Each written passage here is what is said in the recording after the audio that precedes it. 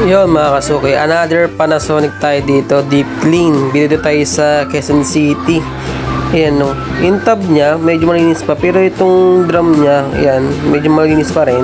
Pero yung pagbakas natin ng mga filter niya, ayan no, nasa filter pa lang yung sobrang dumi, nakasiksik. Ayan no.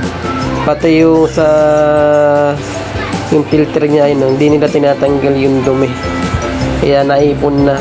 Kaya habang lalaban sila, pagkakuha nila ng labahan, may duming sumasama. Yan, pati ilalim, sprayan natin. Kaya tatapos na tayo dito, before ni after tayo. Kaya mahina yung tubig nila, kaya hindi natin na-testing. Pero yung spin okay. Kaya thank you for watching.